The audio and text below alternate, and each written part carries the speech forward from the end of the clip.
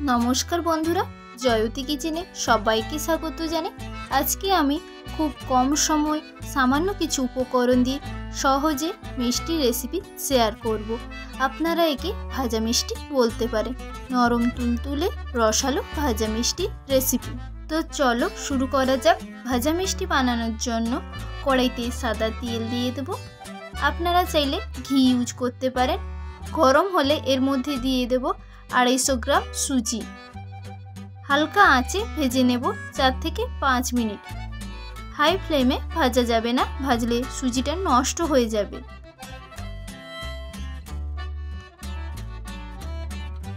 एर मध्य दिए दिচ্ছি 1 কাপ পরিমাণে दूध। ওই কাপের পরিমাণে জল দিয়ে সবকিছু একসাথে মিশিয়ে নেব। আপনারা চাইলে দুধের বদলে পুরো জলও ইউজ করতে পারেন। দুধ দিলে স্বাদটা সুন্দর হয়। গ্যাসের ফ্লেম লো করে সুজিটা সেদ্ধ করে নেব।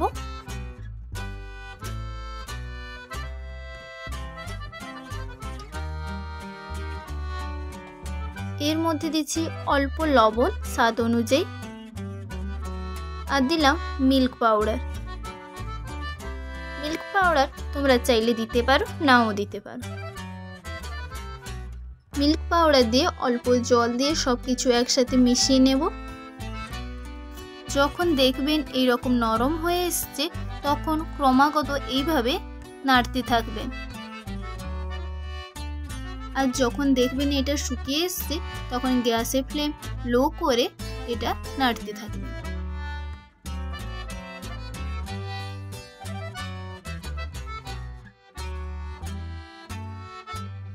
এখন এটা একটা আলাদা পাত্রে তুলে রাখবো।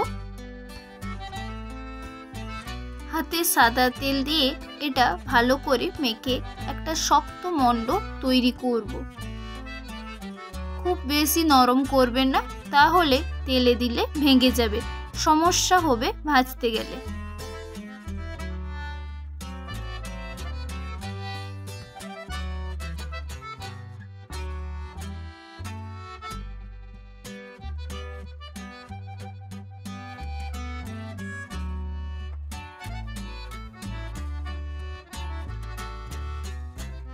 আমার মাখানো কমপ্লিট হয়ে গেছে। দেখতে পাচ্ছ খুব সুন্দর করে মাখানো হয়েছে আর হাতে একটুও লেগেনি। এখন ওই থালাতে অল্প সাদা তেল দিয়ে মন্ডটা দিয়ে দেব। হাতের সাহায্যে এরকম করব। এরকম করে এটা রেখে দেব ঢাকনা দিয়ে। এখন চিনির সিরাপটা তৈরি করে নিচ্ছি। আমি কড়াইতে 1 কাপ পরিমাণে জল আর চিনি দিয়ে হাই ফ্লেমে গরম করে নেব। এর মধ্যে দিচ্ছি এলাচ আর কেশর। চটচটে চিনির সিরাপ তৈরি করতে হবে। চিনিটা মেল্ট হওয়া পর্যন্ত অপেক্ষা করব। চিনিটা মেল্ট হয়ে গেছে। এখন মিষ্টির শেপ দেওয়া যাক। আমি সাইডগুলো কেটে বাদ দিয়ে দেব।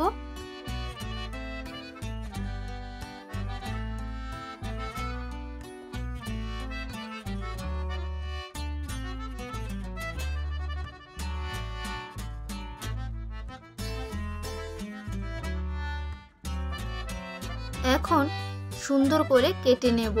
মিষ্টির সাইজের শেপ দেব।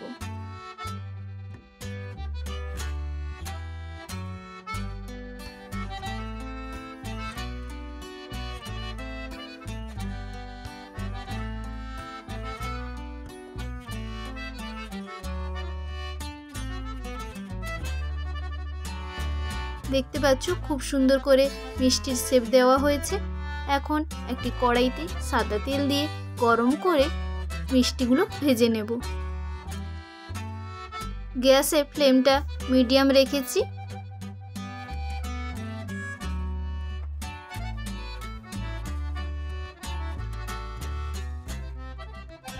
উল্টে পাল্টে ব্রাউন কালার করে ভেজে নেব। মিনিট 5-6 ধরে ভাজতে হবে। লো টু হাই ফ্লেমে ভেজে নিতে হবে। বেশ লাল লাল করে মিষ্টিগুলো ভেজে নিয়েছি। এইভাবে আমি সব মিষ্টিগুলো ভেজে নেব।